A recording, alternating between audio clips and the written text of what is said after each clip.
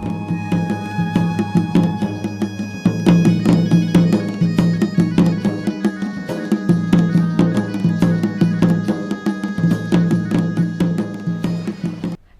देवभूमि समाचार में आप सभी का स्वागत है। मैं आपके साथ दिव्या पांडे। बुलेटिन की शुरुआत करेंगे देहरादून में हुए पंचायत चुनाव को लेकर मुख्यमंत्री ने चमोली से 21 वर्षीय प्रियंका नेगी को ग्राम प्रधान चुने जाने पर हार्दिक बधाई और शुभकामनाएं दी हैं। उन्होंने कहा है कि आपका इस पद पर निर्वाचित होना न केवल सशक्त लोकतंत्र को दर्शाता है, बल्कि मातृशक्ति की शक्ति और युवाओं की क्षमता का भी प्रतीक है।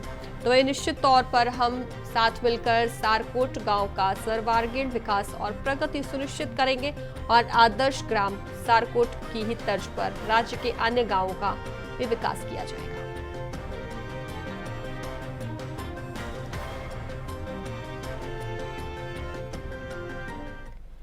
तो खबरों में आगे बढ़ेंगे। खबर चमोली से है, जहां फौजी ने बड़ा उलटफेर किया है। बता दें कि पूर्व फौजी लक्ष्मण खत्री ने बड़ा उलटफेर करते हुए पूर्व कैबिनेट मंत्री राजेंद्र भंडारी की पत्नी और वर्तमान जिला पंचायत अध्यक्ष रजनी भंडारी को करारी शिकस्त दी। बता दें, लक्ष्मण खत्री ने रजनी भंडारी को 479 वोटों के अंतर से हराया है। तो वहीं इस सीट पर सबसे चौंकाने वाली बात यह रही है कि बीजेपी के चमोली जिला अध्यक्ष गजपाल बर्थवाल भी चुनावी मैदान में पिछड़ गए और वे चौथे स्थान पर रहे। तो वहीं चमोली में पूर्व फौजी ने बड़ा उलटफेर किया है, जहां पूर्व कैबिनेट मंत्री की पत्नी को शिकस्त दिया है, तो वहीं 479 वोटों से उन्हें हराया है।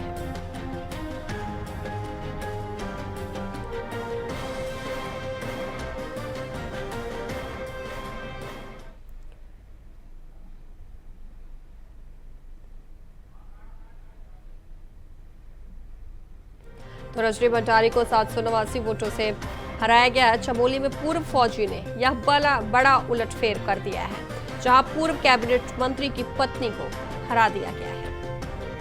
बता दें आपको, रजनी भंडारी को 400 से ज्यादा वोटों के अंतर से हराया गया है, जहां पूर्व फौजी ने यह बड़ा उलटफेर चमोली में कर दिया है। तो अब सीधे आपको देहरादून लिए चलेंगे, जहां सीएम पुष्कर सिंह धामी क्या कुछ कह रहे हैं वो भी आपको सुनवाते हैं। सभी मित्रों, मैं आज के इस विशिष्ट अवसर पर आप सभी का यहां पर उपस्थित होने के लिए अपनी ओर से हृदय से स्वागत करता हूं, अभिनंदन करता हूं। और कल से जो त्रिस्तरीय पंचायत चुनाव की मतगणना प्रारंभ हुई थी और आज लगभग मतगणना पूर्ण होने की ओर आगे बढ़ रही है। उसमें विजयी हुए सभी प्रतिनिधियों को मैं बहुत शुभकामनाएं देता हूं, बहुत बधाई देता हूं। आशा करता हूं कि हमारे सभी नवनिर्वाचित ग्राम पंचायतों के त्रिस्तरीय पंचायत के प्रतिनिधि ग्रामीण विकास को प्राथमिकता देते हुए अपने दायित्वों का पूरी निष्ठा और समर्पण के साथ काम करेंगे। भाइयों बहनों, आज ये मेरे लिए अत्यंत हर्ष का विषय है कि आज मुझे ग्रामीण विकास विभाग के इस बहुत ही शानदार बनने वाले एकीकृत भवन के शिलान्यास के इस ऐतिहासिक पल का आप सबके साथ साक्षी बनने का अवसर मिल रहा है। ये एकीकृत भवन, जिसमें एक ही भवन के अंदर बहुत सारी सुविधाएं होंगी, बहुत सारे कार्यालय होंगे, तो इस विभाग से संबंधित अनेक प्रकार के कामों के लिए अब दूसरी जगह नहीं जाना पड़ेगा। एक ही भवन के अंदर सारे काम हो जाएंगे, सारे कार्यालय यहां पर आ जाएंगे।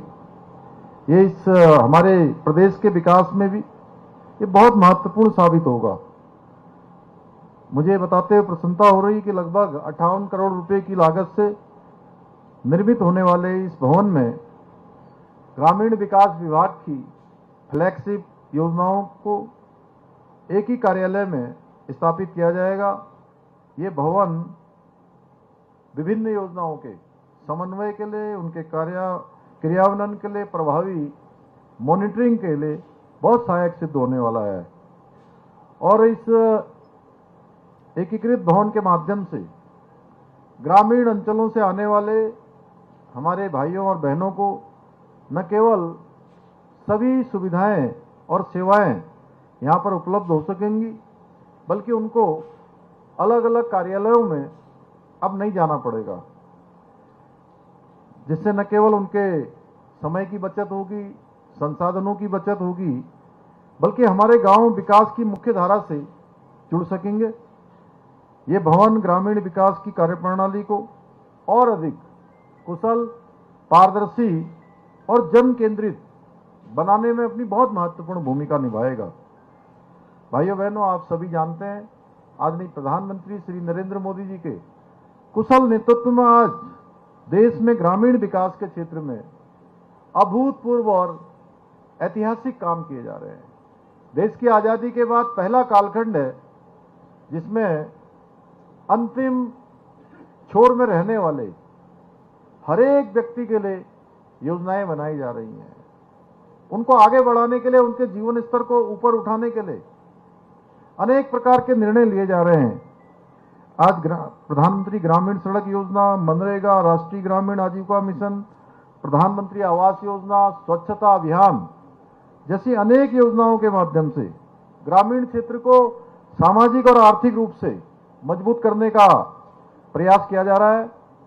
और आदरणीय प्रधानमंत्री जी के मार्गदर्शन में हमारी सरकार भी विभिन्न नीतियों के माध्यम से ग्रामीण अर्थव्यवस्था को और अधिक सशक्त बनाने की ओर निरंतर प्रयास कर रही है। इसी के तहत एक उत्पाद, एक जनपद, दो उत्पाद के माध्यम से स्थानीय आजीविका के और अवसर बढ़ रहे हैं। वहीं हाउस ऑफ हिमालयाज ब्रांड के माध्यम से अपने पारंपरिक उत्पादों को राष्ट्रीय और अंतर्राष्ट्रीय स्तर पर व्यापक पहचान दिलाने का प्रयास किया जा रहा है। हमारा हाउस ऑफ हिमालयाज ब्रांड, जिसको हमारी बहुत ही काबिल ऑफिसर। खबरों में आगे बढ़ेंगे। मालेगांव ब्लास्ट मामले में कोर्ट द्वारा कर्नल पुरोहित और साध्वी प्रज्ञा को निर्दोष करार दिए जाने पर महामंडलेश्वर यतीन्द्रानंद नंदगिरी जी महाराज ने कहा है कि यह पूरा मामला कांग्रेस का राजनीतिक षड्यंत्र था। उन्होंने आरोप लगाया कि कांग्रेस ने हिंदू आतंकवाद जैसी शब्दावली गढ़कर सनातन धर्म को बदनाम करने की कोशिश की और पूरी दुनिया में हिंदुओं की छवि को नुकसान पहुंचाया है।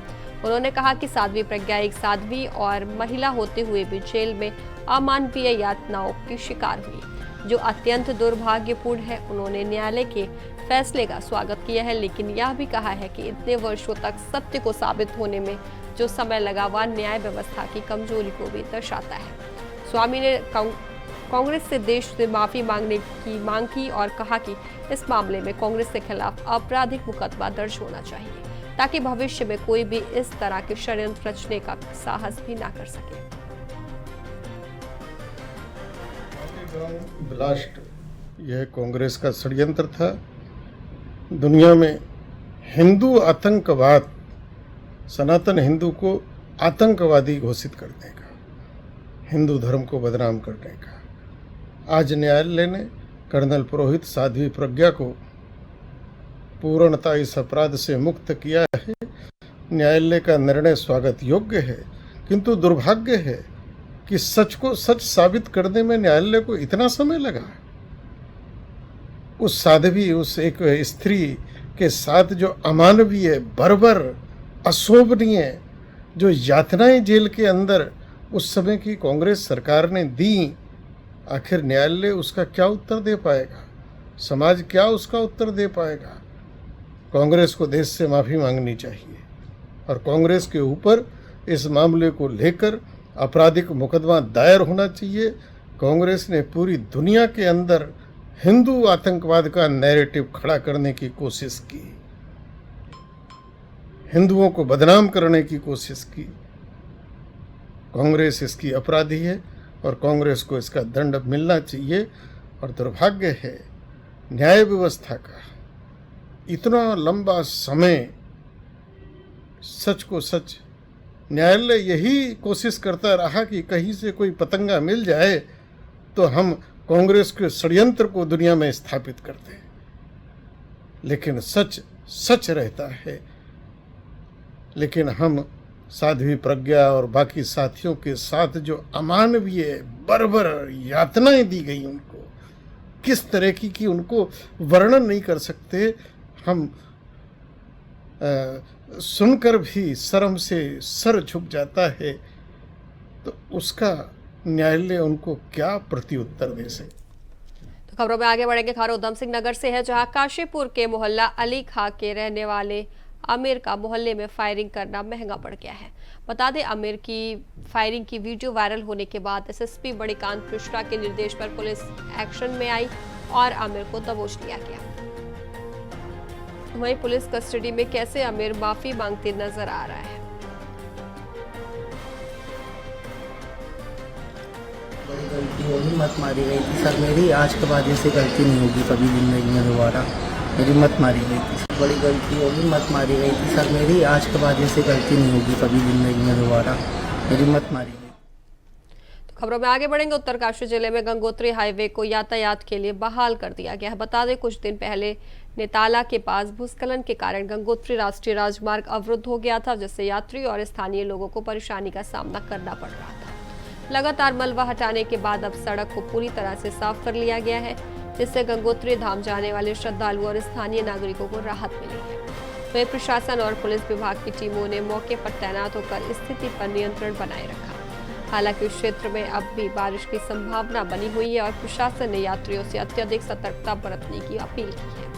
मार्ग पर फिसलन और मलबा गिरने की आशंका को देखते हुए धीमी गति से वाहन चलाने की सलाह दी गई, ताकि कोई भी अप्रिय घटना न हो।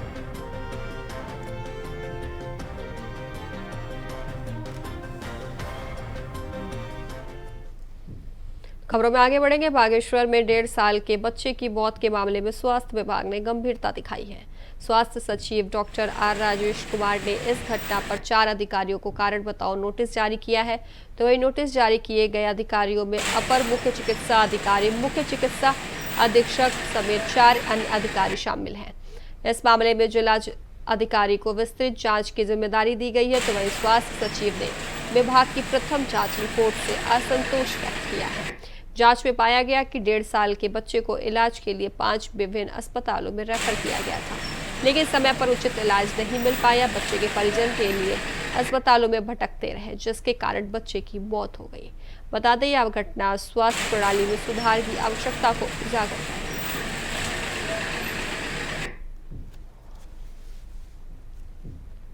तो अगली खबर के रुख करेंगे। कांग्रेस से प्रदेश स्तर पर निष्कासित किए गए नेता ऋषेंद्र सिंह मेहर की राष्ट्रीय स्तर पर पद दिए जाने पर बीजेपी नेता मथुरा दत्त जोशी ने तीखी प्रतिक्रिया दी है। जोशी ने कहा, यह कांग्रेस है, यहाँ कुछ भी हो सकता है। जो पार्टी के खिलाफ सबसे अधिक बोलता है, उसे ही सबसे ज्यादा बढ़ावा दिया जाता है। उनका आरोप है कि कांग्रेस में अनुशासनहीनता और अंदरूनी गुटबाजी का माहौल है। उन्होंने कहा कि प्रदेश कांग्रेस अध्यक्ष करण माहरा द्वारा निष्कासित नेता को हाईकमान ने युवा कांग्रेस का राष्ट्रीय सचिव बना दिया है।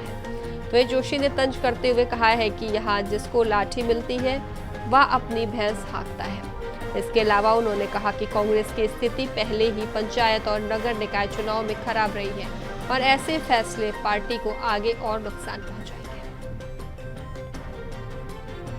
हाँ, कुछ भी हो सकता है। कांग्रेस में तो सबसे ज़्यादा पुरस्कृत उसको किया जाता है जो पार्टी की सबसे ज़्यादा खिलाफत करता है, और इसीलिए पार्टी के खिलाफ लड़ने वाले को प्रदेश से राष्ट्रीय स्तर पर पदाधिकारी बना दिया गया। तो ये तो कांग्रेस का अपना मामला है।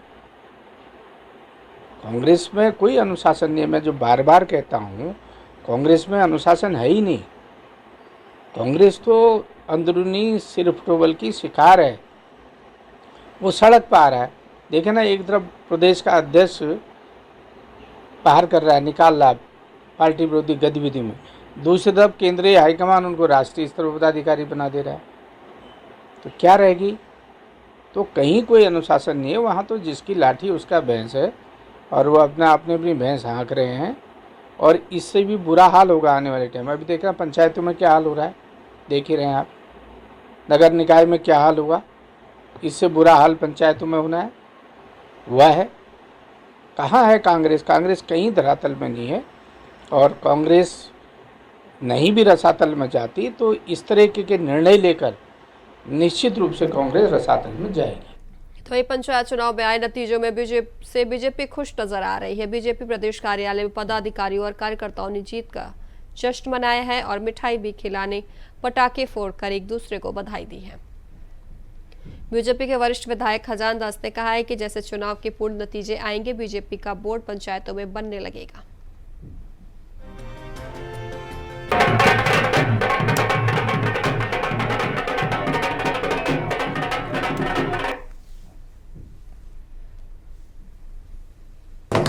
सबसे पहले मैं स्थानीय निकाय चुनाव का जिस तरह से जो अभी पंचायत चुनाव का जो बिगुल बजा है, इसके लिए मैं उत्तराखंड के जनमानस को बहुत बहुत बधाई, जो ग्रामीण क्षेत्र में रहते हैं। और हमारी सरकारें बन रही है, तीनों सरकारें, ग्राम पंचायत बन रही है, क्षेत्र पंचायत बन रही है और जिला पंचायत, इसके लिए बधाई देता हूँ। और जिन्होंने वोट किया है सभी जनमानस को शुभकामनाएं, बधाई देना चाहता हूं। और हम जनादेश जो मिला है उसको स्वीकार करते हैं। और भारतीय जनता पार्टी का जहां तक सवाल है, भारतीय जनता पार्टी आने वाले समय में, अब आप देखेंगे कि जैसे ब्लॉक प्रमुखों का चुनाव होता है या जिला पंचायत अध्यक्ष का चुनाव होगा, उसमें भारतीय जनता पार्टी जीत करके आएगी। 12 जनपदों में अभी चुनाव हुए हैं हरिद्वार को छोड़ करके, तो 12 में से हमारे 11 जिला पंचायत के अध्यक्ष आएंगे और 89 ब्लॉकों में 70 से अधिक हमारे ब्लॉक प्रमुख होंगे, ये मैं दावे के साथ। हरिद्वार के मनसा देवी मंदिर में हुई भगदड़ की घटना के बाद मुख्यमंत्री पुष्कर सिंह धामी ने एक्शन मोड में आकर हरिद्वार के डीएम मयूर दीक्षित को निर्देश दिए हैं कि सभी धार्मिक स्थलों पर भीड़ नियंत्रण की कड़ी व्यवस्था सुनिश्चित की जाए और अतिक्रमण हटाए जाए। इन निर्देशों के तहत डीएम मयूर दीक्षित ने हरिद्वार और रुड़की क्षेत्र के सभी प्रशासनिक अधिकारियों के साथ बैठक की। बैठक में खासतौर पर रुड़की एसडीएम को पिरान कलियर में होने वाली आगामी मेले को लेकर सख्त दिशा निर्देश दिए गए। पिरान कलियर जो रोजाना हजारों श्रद्धालुओं का गढ़ है, वहां होने वाले मेले को लेकर प्रशासन अब कोई चूक नहीं चाहता है। लेकिन जनपद में विभिन्न जो हमारे स्थल हैं जहाँ पे भीड़ इकट्ठी होती है, भले वो धार्मिक स्थलों या मेला स्थलों, वहाँ पर वृहद रूप में अतिक्रमण हटाने की कार्रवाई शुरू की जा चुकी है। और इसमें अभी जो मेला होने जा रहा है कलियर में, इसी क्रम में अपर जिलाधिकारी के द्वारा बैठक ली गई थी 2 दिन पहले। वहाँ पर उप जिलाधिकारी रुड़की को और समस्त जो कलियर के जो प्रबंधक हैं आदि को निर्देशित किया गया है। पुलिस विभाग को भी बता दिया गया है कि वहाँ अतिक्रमण हटाने की कार्रवाई शुरू कर दें, ताकि जो मेला है उससे पहले वहाँ पे सारी जो रोड्स हैं और जो ओपन रास्ते हैं वो सारे क्लियर हो। तो खबरों में आगे बढ़ेंगे। उत्तराखंड पंचायत चुनाव के नतीजे आते ही सियासी हलचल तेज हो गई है। कांग्रेस के प्रदेश अध्यक्ष करण माहरा ने पार्टी समर्थित उम्मीदवारों के प्रदर्शन को बेहतर बताते हुए इसे कार्यकर्ताओं की मेहनत और जनता के विश्वास की जीत बताया है। उन्होंने कहा है कि अब तक आए परिणामों में कांग्रेस ने उम्मीद से कई बेहतर प्रदर्शन किया है।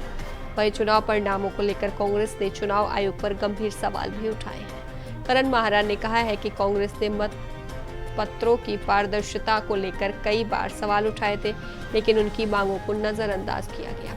उन्होंने आरोप लगाया कि बचे हुए मतपत्रों की जानकारी अब तक राजनीतिक दलों को नहीं दी गई है, जिससे चुनाव प्रक्रिया पर सवाल उठ रहे हैं। तो एक कांग्रेस का कहना है कि चुनाव में पारदर्शिता सुनिश्चित की जानी चाहिए।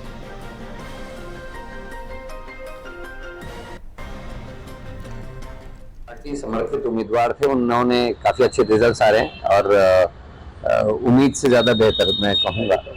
लेकिन इलेक्शन कमीशन और सरकार की जो जुगलबंदी है, जिस तरीके से हाईकोर्ट के निर्देशन पर कोई भी दिशा निर्देश इलेक्शन कमीशन उत्तराखंड ने नहीं दिए, और जिस तरीके से हाईकोर्ट ने कहा कि धारा 9 की उपधारा 6 और 7 का उल्लंघन हुआ है, ये साबित करता है कि कहीं ना कहीं इलेक्शन कमीशन में घुटने टेके हुए हैं। हमने एक पत्र लिखा था इलेक्शन कमीशन का कि टोटल कितने मतपत्र छपे, कितने इस्तेमाल हुए और कितने बचे हुए हैं आरओ के पास या फिर जिला के अधिकारी के पास, और उनकी एक टेबल बनाकर जो भी राजनीतिक दल उनको दिया जाए, और जो बचे हुए प्रपत्र हैं या मतपत्र हैं उनको डबल लॉक में रखा जाए। उसको भी कुछ नहीं किया गया। हमने काउंटिंग से पहले ये करने के लिए कहा। खबरों में आगे बढ़ेंगे। मालेगांव बम ब्लास्ट मामले में कोर्ट ने सभी 7 आरोपियों को बरी कर दिया है, जिसके बाद सियासी हलचल भी तेज हो गई है। बीजेपी ने कोर्ट के फैसले को कांग्रेस के लिए करारा झटका बताया है। तो ये बीजेपी की प्रदेश प्रवक्ता सुनीता विद्यार्थी ने कहा है कि कांग्रेस ने हमेशा सनातन विरोधी कार्य किए और यह फैसला कांग्रेस के चेहरे पर तमाचा है। तो वहीं कांग्रेस ने बीजेपी के आरोपों को सिरे से खारिज किया है। कांग्रेस नेताओं का कहना है कि यह मामला जांच एजेंसियों के अधीन था और कोर्ट में जो तथ्य पेश किए गए उसी आधार पर निर्णय हुआ है। कांग्रेस प्रवक्ता ने पलटवार करते हुए कहा कि जो पार्टी गोडसे की पूजा करती है वह खुद को सनातन प्रेमी कैसे कह सकती है। फैसले के बाद दोनों दलों में बयानबाजी तेज हो गई है, जिससे यह मामला एक बार फिर राजनीतिक रंग ले चुका है।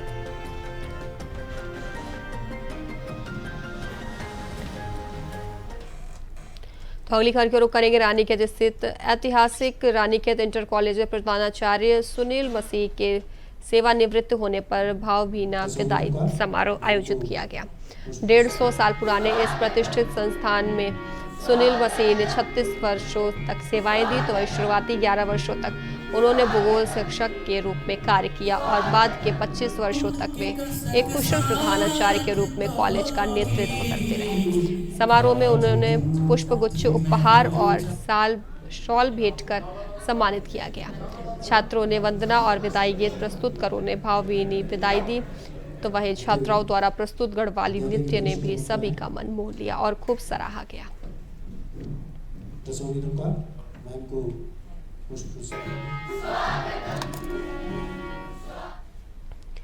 तो फिलहाल देवभूमि समाचार में अभी के लिए बस इतना ही। बने रहें इंडिया वॉइस के साथ। नमस्कार।